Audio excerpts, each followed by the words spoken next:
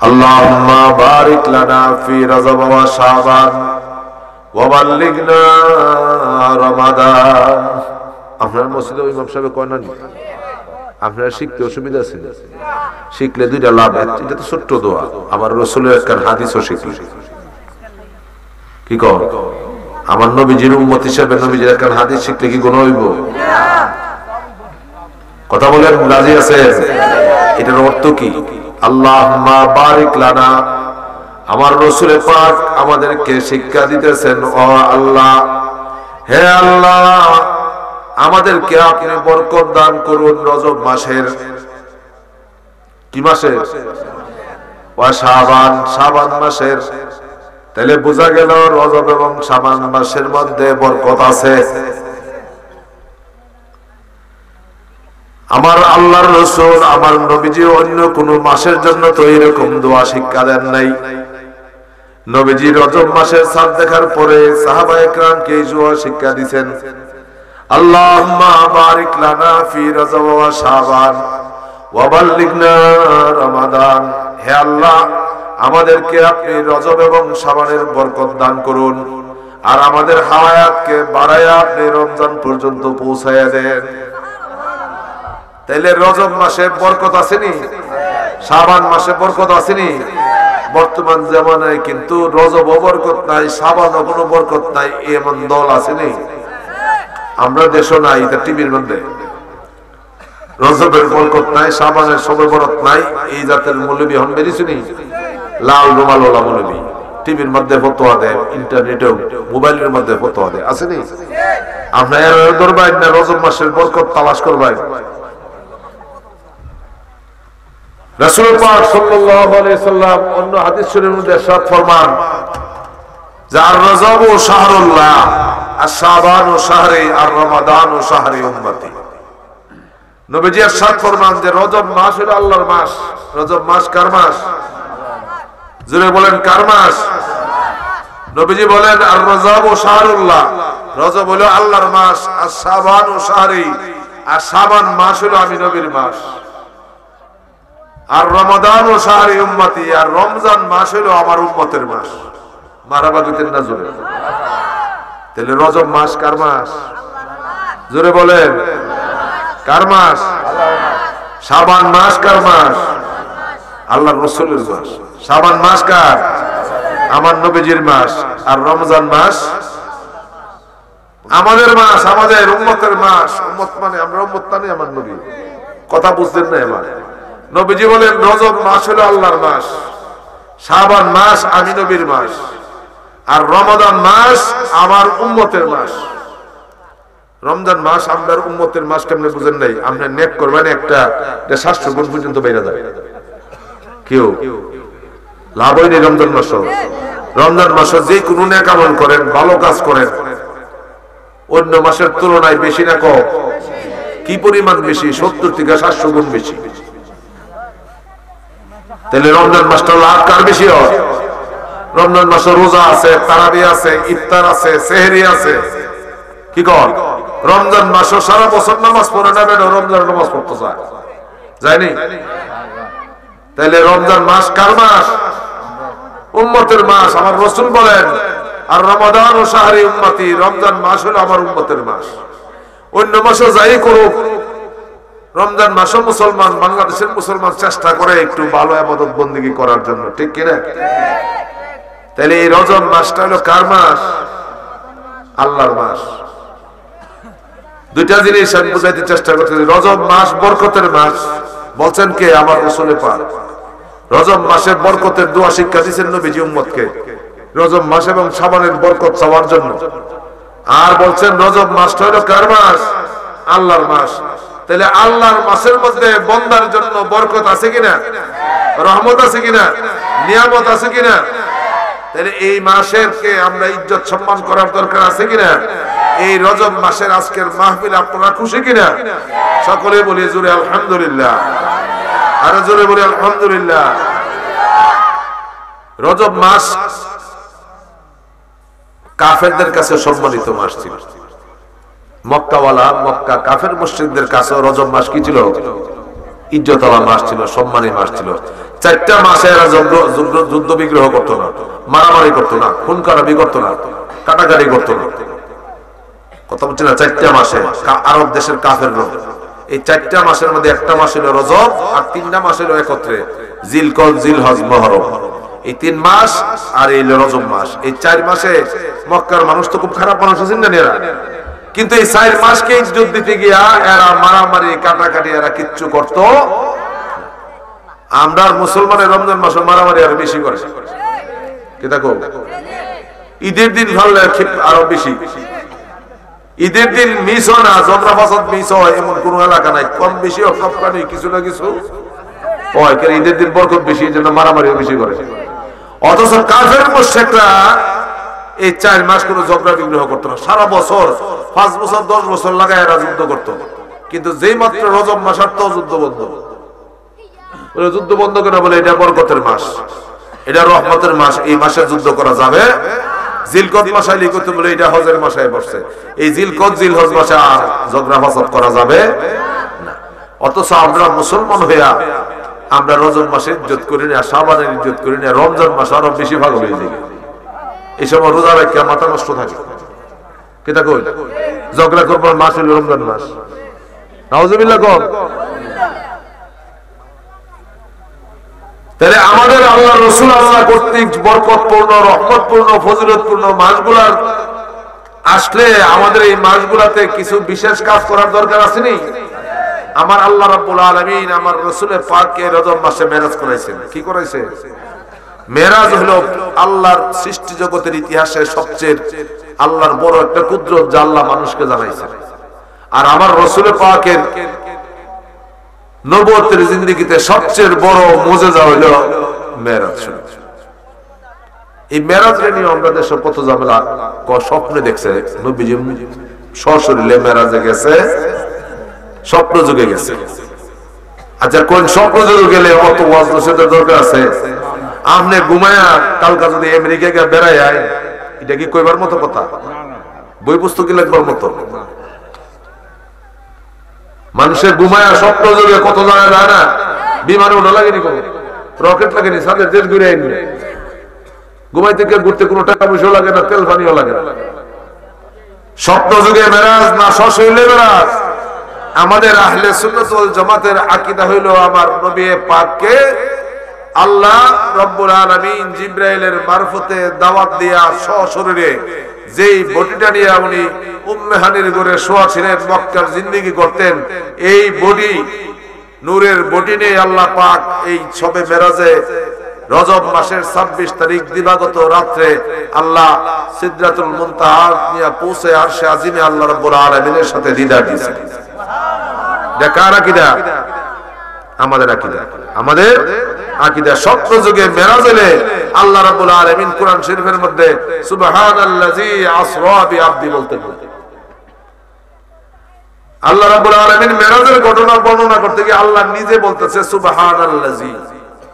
সুবহানা শব্দের অর্থ আমরা কই বলি? সুবহানাল্লাহ কোন সময় বলি? কথা কই না? আশ্চর্যজনক জিনিস, আজীব জিনিসের সময় আমরা কই সুবহানাল্লাহ। তা আল্লাহর কাছে কোনো আশ্চর্য জিনিস আছে? কথা কই না? আল্লাহর কাছে কোনো আশ্চর্য জিনিস আছে? আল্লাহ নিজে এই শব্দটা ব্যবহার করে আয়াতটা নাযিল করছে, সুবহানাল্লাযী আসরা বিআবদিহি। তার মানে আল্লাহ জানে বান্দা যে বিষয়টা শুনে আশ্চর্য হইব। আবু লাহাব, আবু তালেবের, আবু জাহেলে যখন শুনছে নবীজি মেরাজে গেছে, তখন এরা কি কইছে? কইছে এতদিনের ভাগলামির তো একটা সীমা আছে, আজকে যে কিচ্ছা কইতাছে এইটা করে বেশি ভাগলামি। 1 মাসের রাস্তা বাইতুল মুকাদ্দাস, এখানেই কিছু সময় ঘুরাইছে, আবার কো আল্লাহর সাথে বলে দেখা করে হইছে। কি দেখো, তাহলে এটা অবাস্তব একটা ঘটনা। এই অবাস্তব ঘটনাটাকে বান্দাদেরকে বোঝানোর জন্য কিয়ামত পর্যন্ত আল্লাহ পাক সুবহানাল্লাযী, সুবহানা শব্দটা ব্যবহার করছে। আল্লাহ নিজেই নিজের বাক্যের প্রথমে আশ্চর্যবোধক একটা চিহ্ন লাগায় কইছে যে এখন যে কথাটা বর্ণনা করব, ঘটনাটা বলবো, এটা সাধারণ ব্রেইনে ধরবে। আমার রাসূলকে আল্লাহ পাক মেরাজে নিয়া শুধু নবীজিকে ইজ্জতওয়ালা বানাইছে না, নবীর উম্মত আমাদেরকে কিয়ামত পর্যন্ত সমস্ত নবী রাসূলের উম্মতের মধ্যে দামি বানায় দিয়েছে। কি কোন বানাইছিনি? বানাইছিনি? আমরা সকলেই মুসলমান কিনা? সব মুসলমান। এরা যারা আছেন মুসলমান দাবি করেন সবাই রে। আমি বেশিক্ষণ কথা বলবো না, অল্প সময় কিছু আমাদের দৈনন্দিন জীবনে আমার আখলাকের কিছু কথা বলতে চাই। আমি অন্য ওয়াজ করি না, আপনারা জানেনই। আপনারা ছোট সময় বক্তব্য একটা হুজুরের কাছে একটা জিনিস পড়ছেন, দেখি কার কার মনে আছে। কয়ছি যে মুসলমান? সবাই কম, জোরে বলেন। পাচ্ছি যে মুসলমান। যদি বাংলা জিজ্ঞেস করি আপনারা সাতাকের ভাষায় এটাকে কি বলে? যে পাঁচ জিনিসে মুসলমান নাকি? নাকি তা আমরা আরবি হাদিস শরীফের ভাষায় হলো বুনিয়াল ইসলাম আলা খামসিন। আর বক্তব্যে ছোট সময় হুজুরে পড়েছে পাচ্ছি যে, আর আমরা দেশি কথায় আপনার গ্রামের কথা হলো পাঁচটা জিনিস হইলে এটা মুসলমান হবে নাকি তা? মুসলমান হইতে এই পাঁচটা জিনিস লাগে। এক নাম্বার কি? সবাই বলবেন কলমা কি ফিরা মুসলমান হইছে? আমরা দেশের সাতাকের কোন মুসলমান কলমা ফিরা মুসলমান হইছে?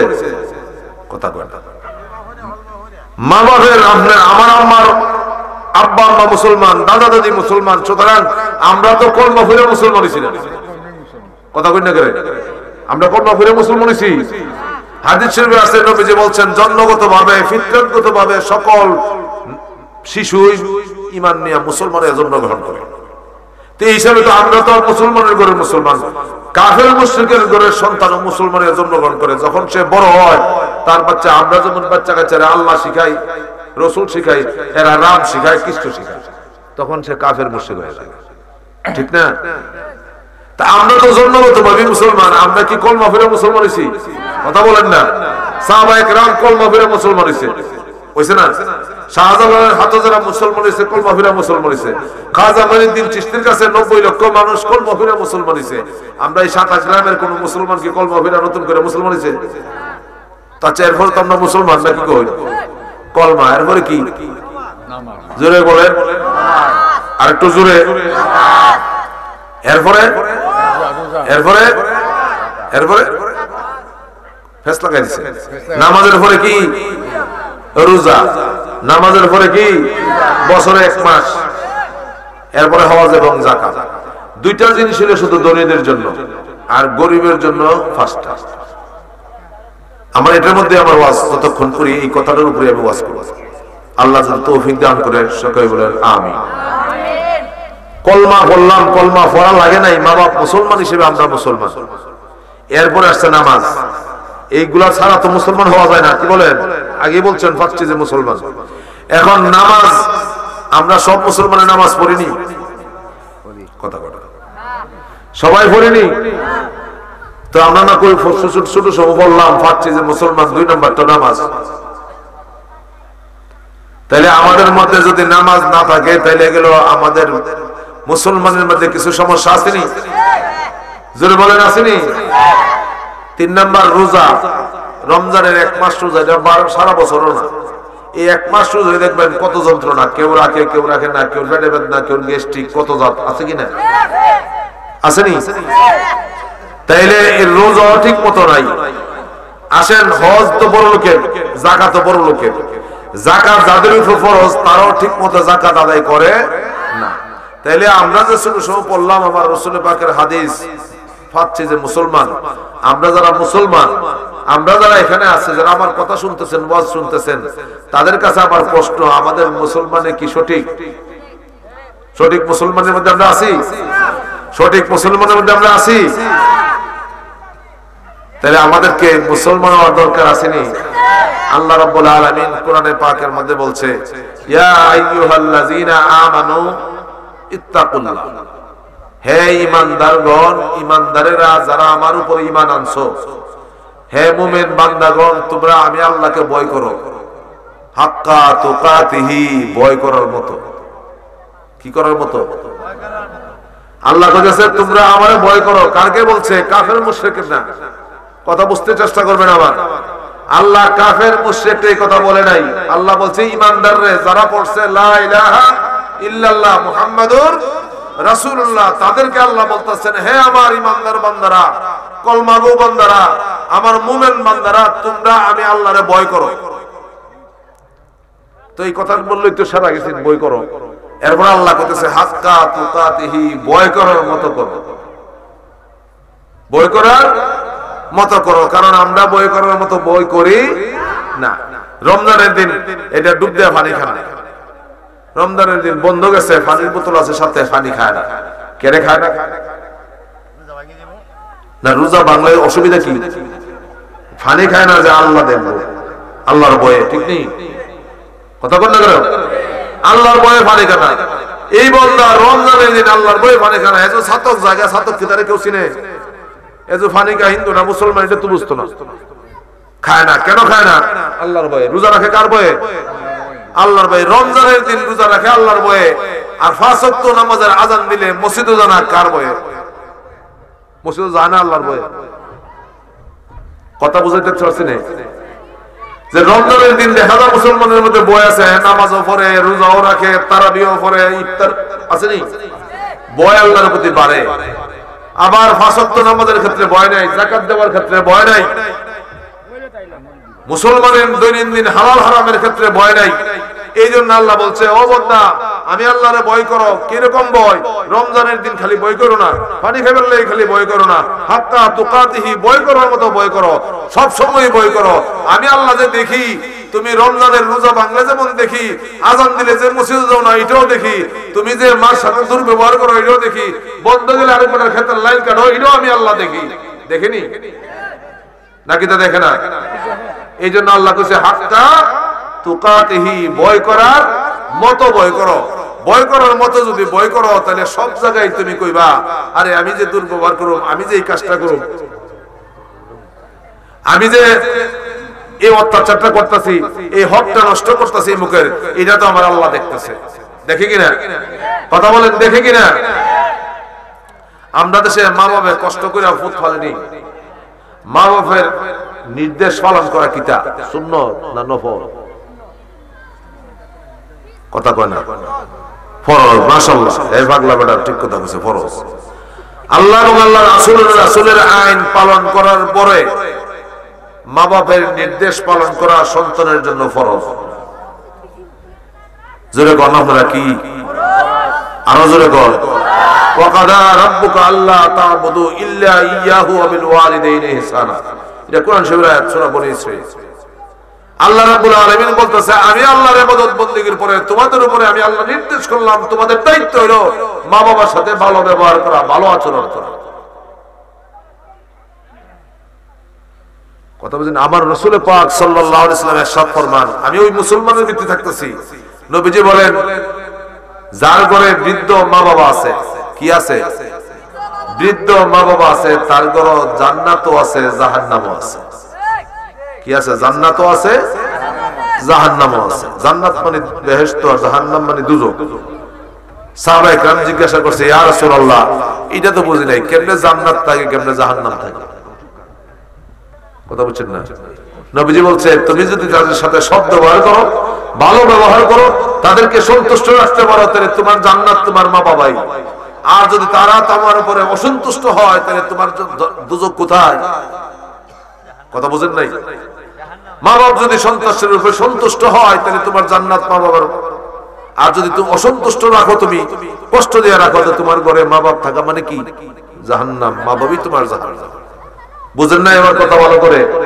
তাহলে মা বাবার খেদমত করা লাগবে কিনা? না বউর খেদমত করবেন? খেদমত হবে কার? জোরে বলেন, জোরে বলেন। আপনি এরকম মাহফিল যদি প্রত্যেক দিন একটা করেন, 365 দিন করেন, আর আপনার মাকে অসন্তুষ্ট থাকে আপনার মা আপনার উপরে, এই মাহফিল দিয়ে আপনি জিন্দেগিতে আল্লাহর দরবারে মাফ পাওয়ার কোন সুযোগ আছে? সুযোগ? আমাদের সমাজে বর্তমানে অনেক মা বাবা আছে, বৃদ্ধ মা বাবা। এই যে শীত গেল, বউ লইয়া লেফের তলে ঘুমা, মার তলে একটা কম্বলও নেই, আসেনি? আপনি মনে করতেছেন এই জিন্দেগি সেই জিন্দেগি, আসল জিন্দেগি। আমাদের সমাজটা এখন ধ্বংস হওয়ার পথে। আমাদের আত্মীয় স্বজন 3 প্রকারের। আত্মীয় কয় প্রকারের? আমার সাথে কয় প্রকারের? ভালো করে শুননি, এটা আমার কথা না, কিতাবের কথা। বাবার দিকের আত্মীয় স্বজন। কোন দিকের আত্মীয় স্বজন? বাবার দিকের আত্মীয় স্বজন, মার দিকের আত্মীয় স্বজন, শ্বশুর বাড়ির আত্মীয় স্বজন। কয় দিক হলো? চিন্তা খুব মনোযোগ দিয়ে শুনবেন। কোরআন হাদিসের দৃষ্টিতে আপনার উপরে সবচেয়ে বড় হক হলো আপনার বাবার দিকের আত্মীয় স্বজন। প্রথম হক কার? জোরে বলেন। মা বাবা না, বাবার দিকের আত্মীয় স্বজন, চাচা, ফুফু। 2 নম্বর হলো মার দিকের আত্মীয় স্বজন, খালা, মামু। 3 নম্বর হলো শ্বশুর বাড়ির আত্মীয় স্বজন। আরো ভাঙ্গা বুঝাই দিই আপনাদের। মনে করেন আপনার চাচা ফোন করছে, ভাতিজা এই সকাল 10টার সময় বাড়িতে আসো, দেখা আছে। আপনার মামু ফোন করছে, ভাতিজা সকাল 10টার সময় আসো। আপনি কারটাকে সারা দিবেন? জোরে কর, আর একটু জোরে।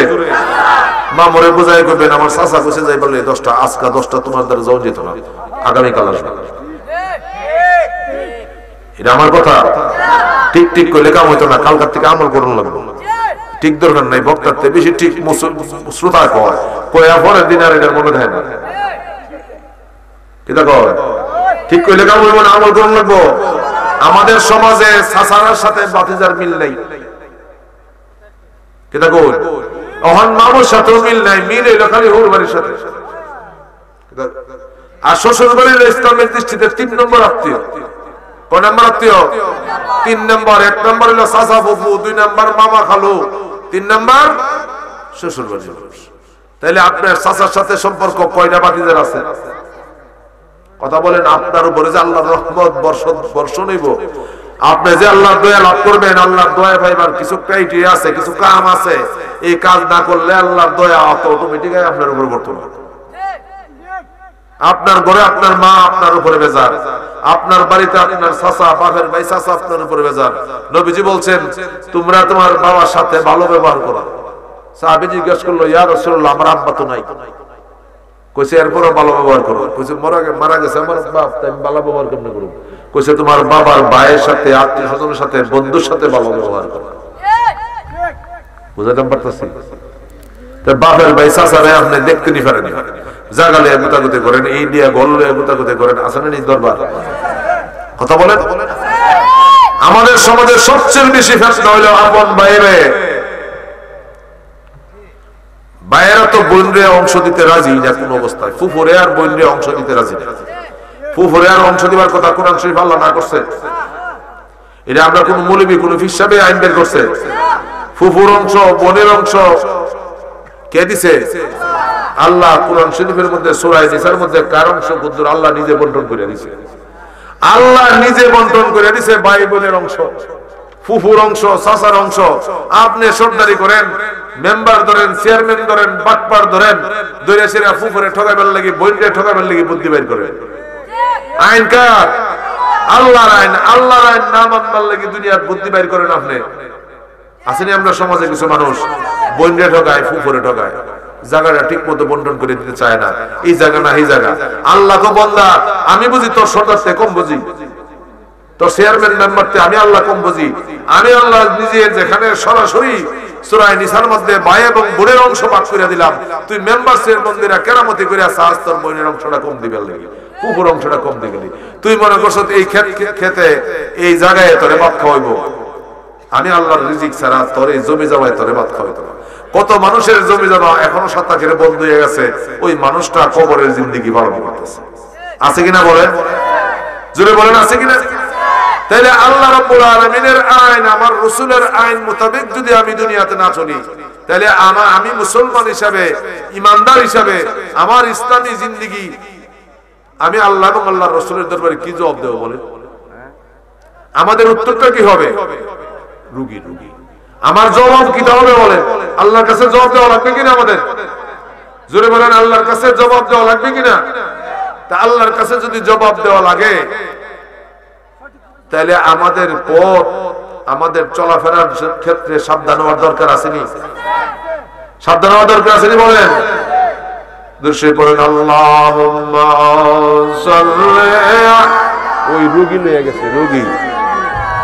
মাওলানা মুহাম্মদ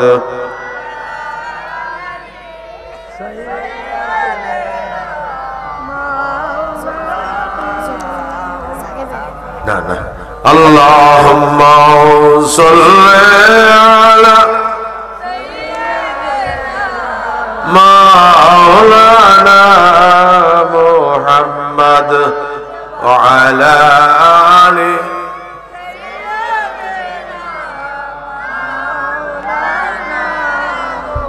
আমরা মুরব্বী লাইন যারা বইসু নিলেন গলা খরচ করতে রাজি না ফুলামনের বাক্যা সুন্দর সুন্দর আওয়াজ দা করে আপনারা আমার উপর তো বেজার করে হ্যাঁ আমার রসুলের পাকের উপর দূরত পড়তে আপনারা অনীহা কেন আমরা মাহফিল পড়তে মানুষের মাহফিল কবুল হয়ে যাবো আল্লাহর দরবারে খাঁটি মানুষের দরকার আছে নি আমার বক্তব্য বলে আমরা যে মুসলমানই আমাদের মধ্যে আসেনি আমার রসুল বলছেন আখিরি জমানায় এমন একটা জমানা আসবে যখন মানুষ নামে মুসলমান থাকবো কামে থাকতো না মুসলমানদের কোন কর্ম কাজ দেখলে তাকে মুসলমান মনে হবে না শুধু নামটা থাকবো আব্দুর রহমান আব্দুল জলিল আব্দুল খালেক নইমুদ্দিন রইসুদ্দিন কত নাম দ্বারা মুসলমান কাম থাকতো না মুসলমান আর একটা উদাহরণ আপনি বুঝবেন আমরা দেশ সুদ টুদ আসেনি কোন মুসলমান কি সুদ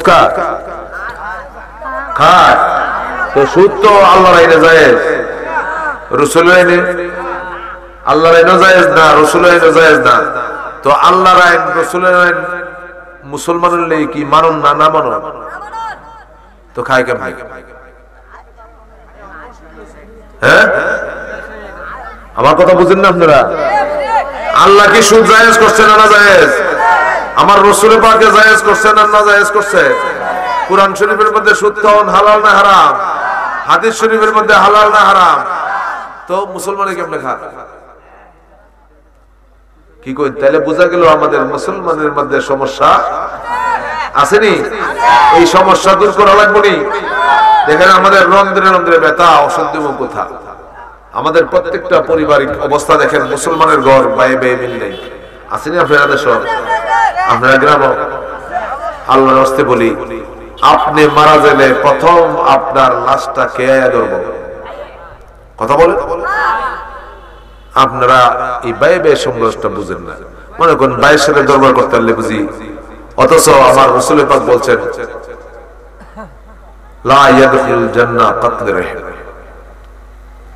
যে ব্যক্তি রহিমের সম্পর্ক আত্মীয়তার সম্পর্ক ওই যে ভাই ভাইয়ের সম্পর্ক ভাই বোনের সম্পর্ক যে নষ্ট করে আমার নবী বলেন সে জান্নাতের গন্ধ পাবে আপনি নামাজ রোজা হইলে ব্যস্ত যাবেন কেমন অবশ্য হজ করে 2-3 বার জি না অত সোজা না ব্যস্ত যাবেন আল্লাহর আইন এটা দুনিয়ার চেয়ারম্যান মেম্বারের আইন আপনি আপনার বোনের সাথে কথা বলেন না ভাইয়ের সাথে কথা কইন না ভাইয়ের সাথে 6 মাস একদিন কথা কইন না আর বন্ধু বান্ধবের সাথে ফোনে ডেইলি একবার কথা না কইলে আপনার ঘুমে ধরে না আসেনি আল্লাহ কো তোমার এই জাতের নামাজ দিয়া রোজা দিয়া জান্নাতের দেখা পাইতা না আমার কথা না হাদিস শরীফের কথা আমার রাসূল বলছেন আত্মীয়তার সম্পর্ক রহিমের সম্পর্ক রহিম বুঝেননি ওই যে মারফেটের রহিম রক্তের সম্পর্ক আত্মীয়তা যারা নষ্ট করে তাদের জান্নাতের গন্ধ পাবে না আমার নবী বলছেন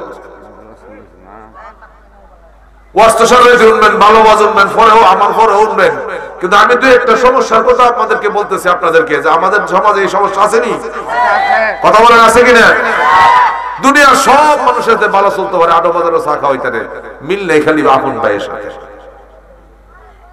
কিরকম শালীর সাথে কত মিল নেই খালি বোনের সাথে এটা বেমিল না এটা হলো দুজকে যাওয়ার রাস্তা জান্নাতে যাওয়ার রাস্তা বন্ধ করে আর দুজকে যাওয়ার রাস্তা ফাঁকা করে ফিক্স করে তাই ব্যবস্থা করতেছে তাহলে আমরা এগুলোতে ফিরে তো সতর্ক আছেনি কথা বলেন আছে কিনা আইনকার আল্লাহর আইন আল্লাহর রাসূলের আইন যদি মুসলমান না মানে তাহলে আমি সত্যিকারের মুসলমান হইতে পারছি আমি যদি সত্যিকারের মুসলমান না হতে পারি সত্যিকারের আল্লাহওয়ালা হইতে না পারি সত্যিকারের নগ্নওয়ালা না হইতে পারি তাহলে আমি নিজেকে যে মুসলমান দাবি করি এটা অসার এটা প্রতারণা এটা বাতুলতা এটা অযৌক্তিক একটা দাবি ছাড়া আর কিছুই তাহলে আমাদের জীবনে আমাদের ব্যক্তিগত জীবনে আমাদের চেষ্টা করা লাগবে কিনা এই দোষগুলো আমাদের সমাধান করা এই ত্রুটি বিচ্যুতিগুলো থেকে আমাদের বাঁচার কি বলেন আমাদের বাঁচার দরকার আছে নি যারা আল্লাহর রাস্তায় বলি যারা নামাজ পড়েন সুদ খান এমন মুসলমান বাংলাদেশে আছে সুদ খায় হজেও যায় আসেনি সুদ খায় সুদ দানও খায় রাতও করে একটা কথা মনে রাখেন, আমার আল্লাহ রাব্বুল আলামিন হালাল রিজিক না খায়া কোন ইবাদত বন্দেগী গেলে আল্লাহর দরবারে কবুল হয় না। রিজিক কি হইতিব? জোরে বলে, হালাল হইতিব রিজিক। রিজিক যদি হালাল না হতে আল্লাহর দরবারে এই রিজিক খায়া যত ইবাদত বন্দেগী করেন কোন কাজ হইতো না। তিনজনের শেয়ারের ফুসকুনি, কয়জন শেয়ার? তিনজন। একবারে শেয়ার দেয়, দুর্বল দুইটা মিললেই জমা দিয়া খাইলা, মাছ মেরে খাইলা, এরা 3 বছর দিলা টেয়া দেয় না। আছে না এরকম ঘটনা? এই যে তাই মাছ খাইতেছ, মাছ খাইয়া গায়া মসজিদে গিয়া 5 ওয়াক্ত করে ইমাম সাহেবের পিছে সর্দারিও করুন, কিতা মনে করুন নামাজের সেজদা দিবার আগে আল্লাহ কবুল করে নিতেছে। দুনিয়ার মানুষকে ফাঁকি দেওয়া যায়, দুনিয়ার আইনকে ফাঁকি দেওয়া যায়, দুনিয়ার সমস্ত কিছুকে ফাঁকি দেওয়া যায়, কিন্তু আল্লাহকে ফাঁকি দেওয়া যাবে? আল্লাহ বলছেন ইন্না বাতশা রাব্বিকা লাশাদীদ, ও আমার বান্দা তুমি যত সোজা মনে করছো অত সোজা না।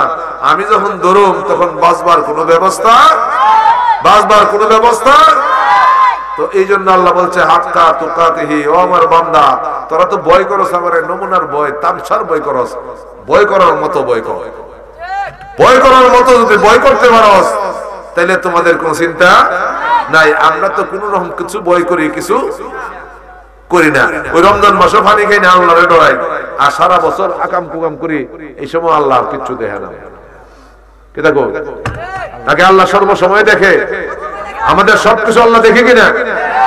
তাহলে মুমিন ইমানদার ব্যক্তির দায়িত্ব হলো, কর্তব্য হলো যে আমার আল্লাহকে পরিপূর্ণভাবে ভয় করা।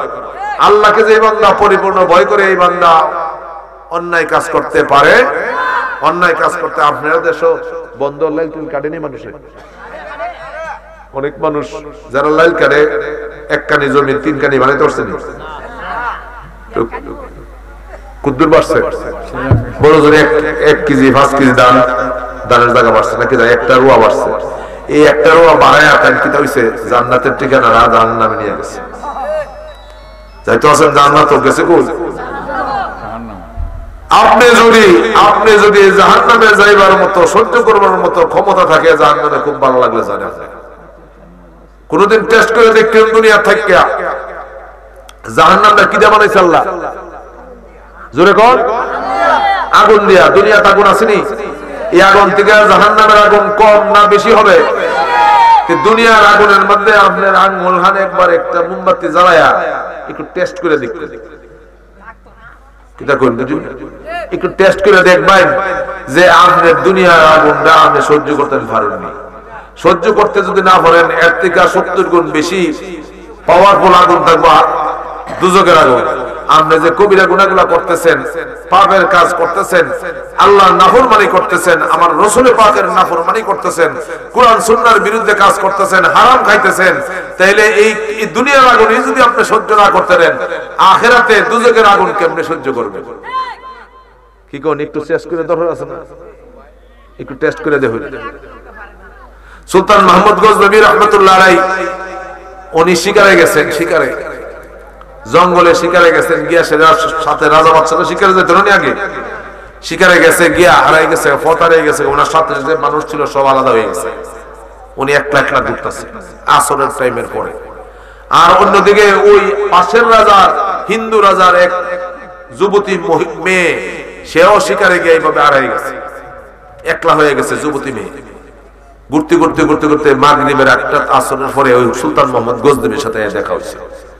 শিকারের ড্রেস আছে না, ওই যে যাতে বললম টল্লম না ঢুকে উপরে ইয়া দেওয়া, বর্ম দেওয়া।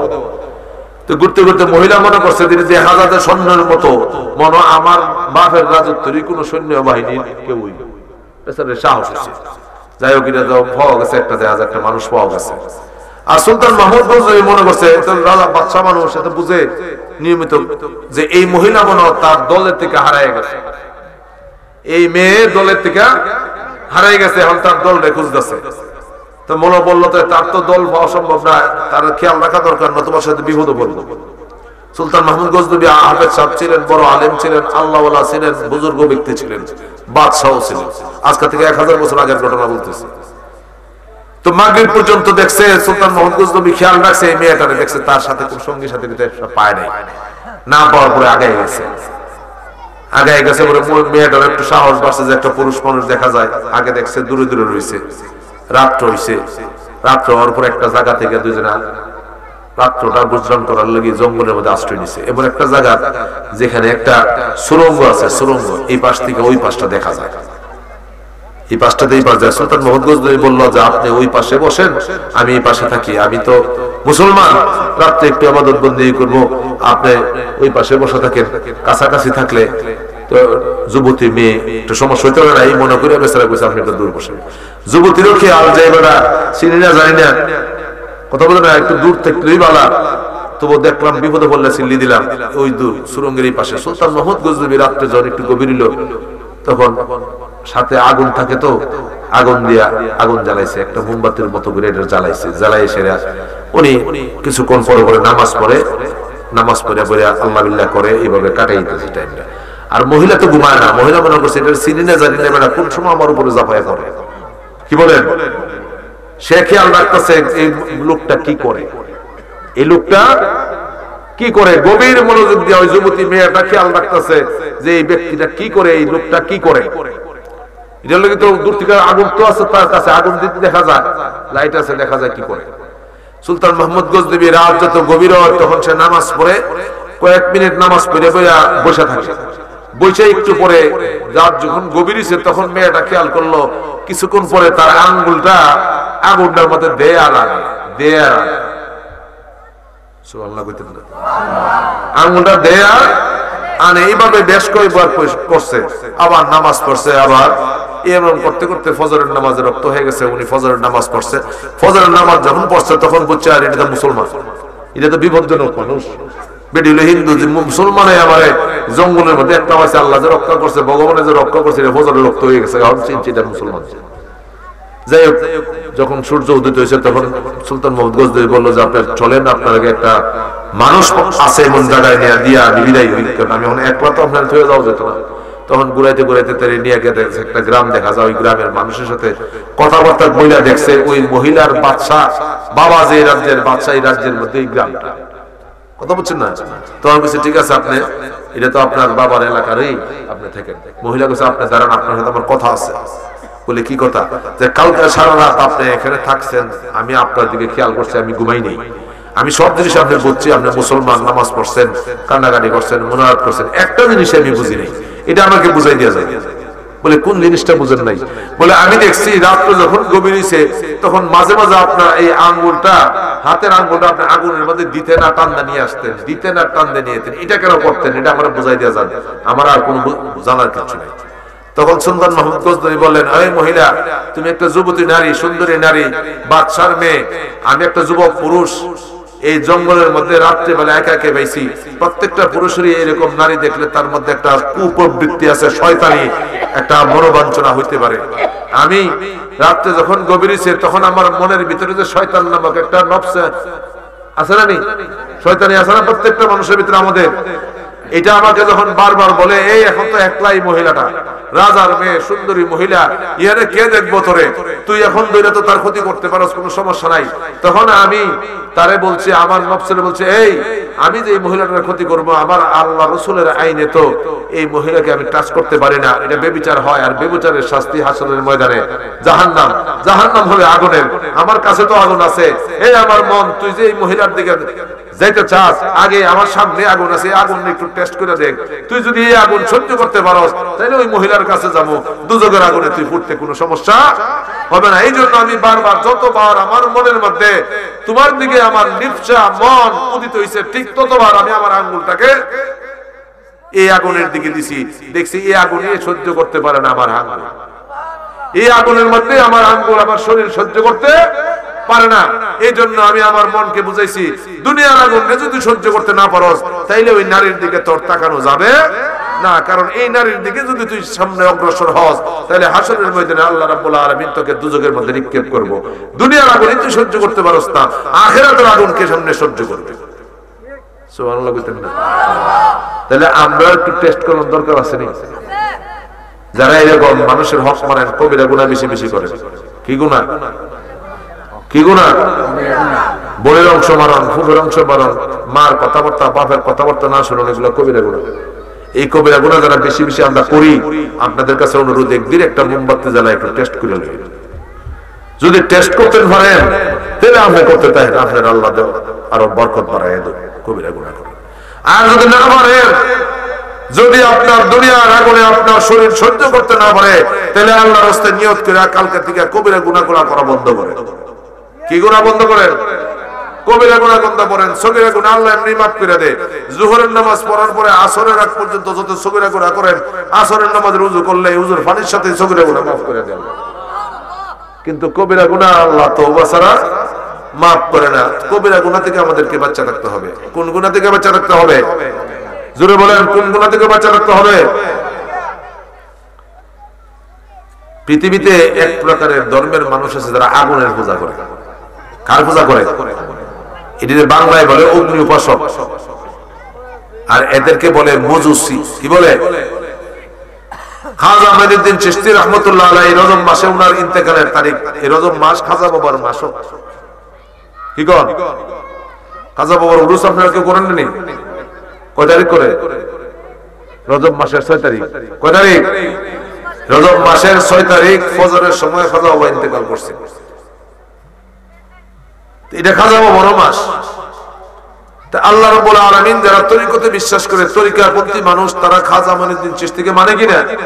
কথা বলেন না, মানে কিনা? কোন ওলি আল্লাহর দরবারে পৃথিবীতে যত তরিকা আছে, যত ওলি আল্লাহর সিলসিলা আছে, যত কোন ওলি আল্লাহর দরবারে কবিরা গুনাহ শিক্ষা দেওয়া হয় না, কবিরা গুনাহ ছাড়ার কথা তালিম দেওয়া হয়। জোরে কোন না দিয়ে আপনারা কবিরা গুনাহ ধরতেন না ছাড়তেন? কবিরা গুনাহ ধরতেন না ছাড়তেন? তাহলে কবিরা গুনাহগুলো ছাড়ার দরকার আছে নি? আপনি যদি কবিরা গুনাহ থেকে, বড় বড় গুনাহ থেকে নিজেরে বাঁচাই রাখতে পারেন, অটোমেটিক দেখবেন আপনার উপরে আল্লাহ পাকের রহমত নিয়ামত দ্বারা আপনি শান্তি হয়ে গেছেন।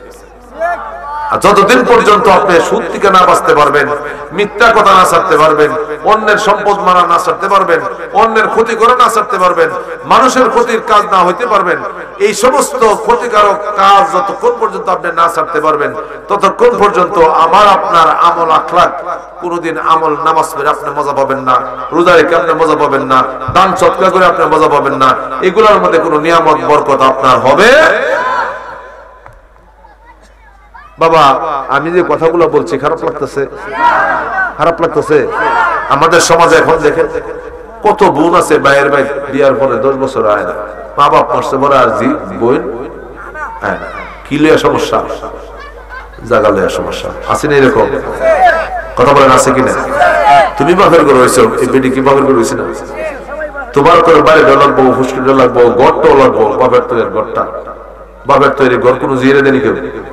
আমরা দেশে জিএন থেকে বাপের ঘরটা চায়? বন্ধুদেরও ঠিক মতো তুমি অংশটা দিতে চাও না।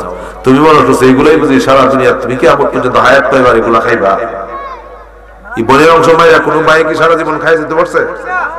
আমরা খাই যেতে পারো? তাহলে আল্লাহর রাস্তায় এগুলো ছাড়তে পারবেন নি? আপনার কোনো বোনই বাইর থেকে পুরো অংশ নিতে চায় না। যদি ভাই খুশি হইয়া প্রথম দিকে দিয়া দিতে পারে, তাহলে দেখবেন বইনে নিয়া না নিয়া কোন রকম বাইরেও কিছু না কিছু দেয় না আমাদের সব। কিন্তু আমরা বাইরা চাই টেকনিক করিয়া, কৌশল করিয়া, বইনে প্রতারণা করিয়া, সর্দারি করিয়া, বইনে ঠগাইয়া, কিছু দিয়া না দিয়া না দাবি টিপড়ে যাবে। ঠিক নেই? আল্লাহর ওয়াস্তে বলি, যদি আল্লাহর দরা থেকে বাঁচতে চান, আমার রাসূল পাকের দরা থেকে বাঁচতে চান, এগুলোর থেকে হেফাজত করেন নিজের আমলকে, নিজে বাঁচার চেষ্টা করেন। কু আনফুসাকুম ওয়া আহলিকুম নারা। আমার আল্লাহ কোরআনে পাকের মধ্যে বলছেন, ও আমার বান্দা নিজে বাঁচো, নিজে বাঁচো, নিজে বাঁচেন। আপনার এই দুনিয়ার রং তামাশা থাকবে না। আপনি যেই ফিকিরে ঘুরতেছেন, যেই তালাশে ঘুরতেছেন, যেই হালে আছেন, যেই খেয়ালে আছেন, এই খেয়াল একদিন আপনার থাকবে। আপনার কাঁধে কত মানুষের লাশ উঠছে, কত মানুষকে আপনার বন্ধু বান্ধব, আত্মীয় স্বজন, পাড়া প্রতিবেশী কতজনকে আপনি কবরে শুয়াই দিয়ে আসছেন। আপনার বয়সে ছোট ছিল, সে আজকে কবরে পুরানো হয়ে গেছে, আর আপনি দুনিয়াতে বুড়ো হয়ে গেছেন। আপনি এখনো, আপনার হুঁশ আসে নাই, আপনি এখনো বুঝেন নাই, আপনি এখনো মনে করতেছেন দুনিয়া নেই বুঝি, আপনার জন্য স্বর্গ বেহেশত বানা। অথচ আমার রাসূল বলছেন, আদ দুনিয়া সিজনুল মুমিনিন, দুনিয়া হলো মুমিনদের জন্য একটা জেলখানা। মুমিনদের জন্য কি কথা বলেন কি? আর আমরা চাই মুমিনদের জন্য, আমরা চাই দুনিয়ার মধ্যে একটা বালাখানা বানায় কি বানায় রাখতে? বালাখানা। আমরা পাপ কাজ এভাবে করি, গুনার কাজ এভাবে করি, কবিরা গুনাহ এভাবে করি, সুদ এভাবে খাই, মিথ্যা কথা এভাবে বলি, মানুষকে এভাবে ঠকাই, এমন ভাবে আকাম কাম করি, মনে হয় যে আজরাইলের সাথে আমাদের আর 100-150 বছরের ভিতরে কোনোদিন দেখা। এজন্য উর্দু কবি বলছেন, আগা আপনি মৌত সে কোই বাশার নেহি, সামান সো বরস কা ফল কি খবর নেই।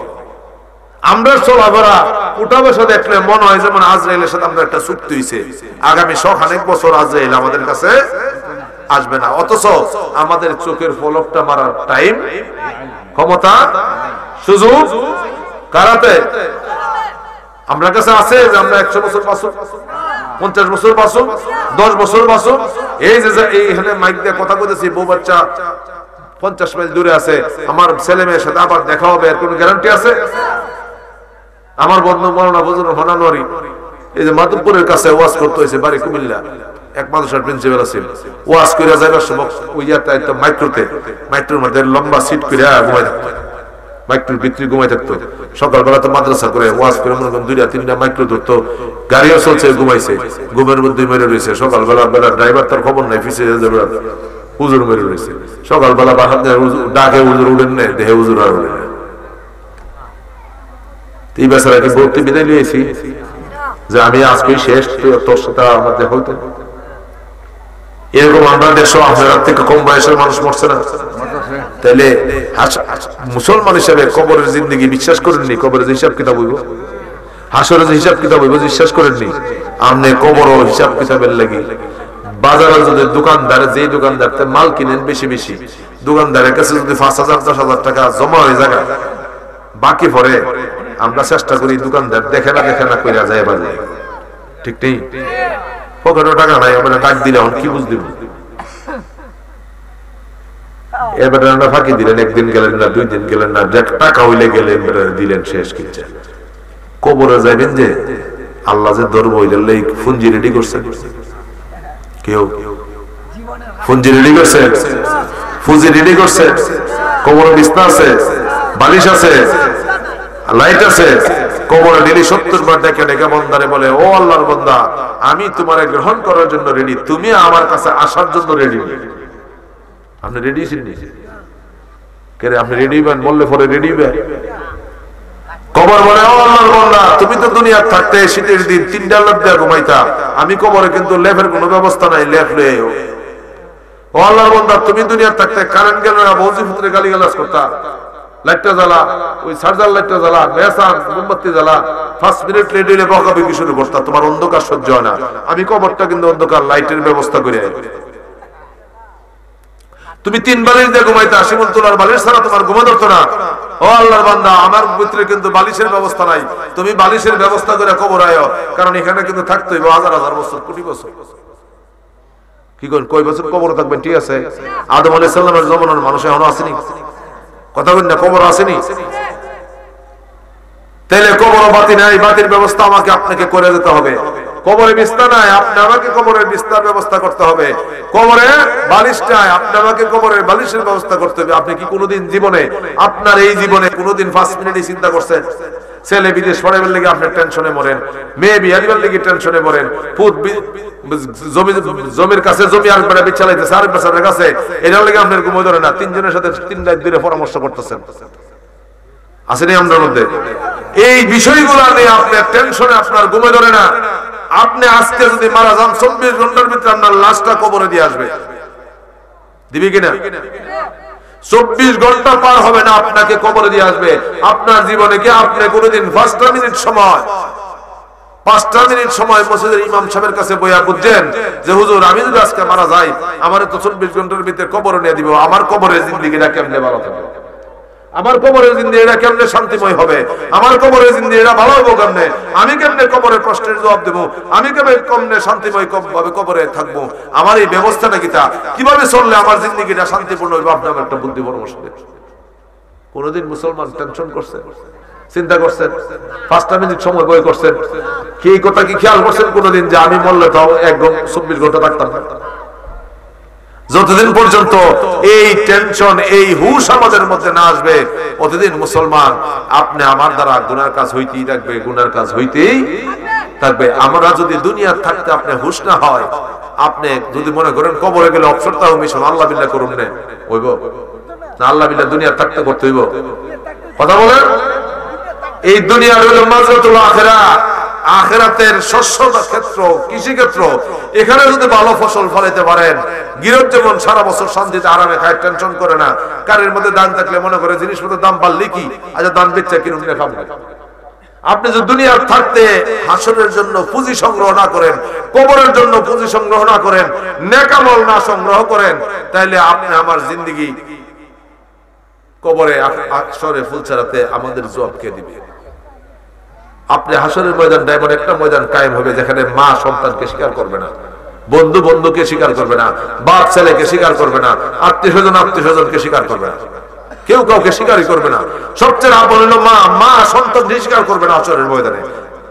সন্তান যখন বিপদে পড়ে মার কাছে যাবে, সবার কাছে ঘুরে যখন মার কাছে যাবে, মা বলবে যে আল্লাহ সন্তান, হে আমার মাটাকে সন্তান বলে, আমার তো দুনিয়া থাকতে বিয়ে হয়েছে। নাউজুবিল্লাহ।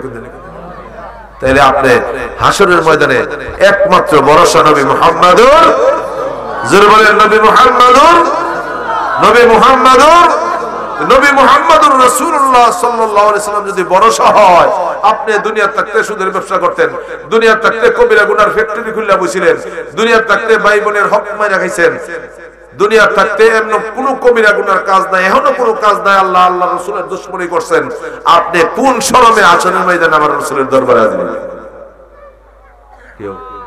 তাইলে দুনিয়া থাকতে আমার রাসূল দ্বারা রাসূলওয়ালা হওয়ার চেষ্টা করা লাগবে কিনা, নবীওয়ালা হওয়ার চেষ্টা করা লাগবে কিনা, আল্লাহওয়ালা হওয়ার চেষ্টা করা লাগবে কিনা বলেন?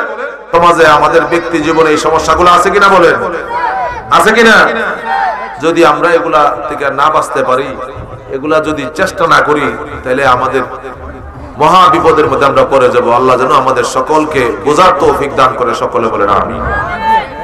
আমি আর লম্বা করি না, এখন রাত্র অনেক 10টার উপরে হয়ে গেছে। আপনাদের আজকের এই মাহফিলের প্রধান অতিথি আমার অত্যন্ত স্নেহের ভাতিজা মাওলানা মুশতাক আহমদ আল কাদরি সাহেব ওয়াজ করবেন।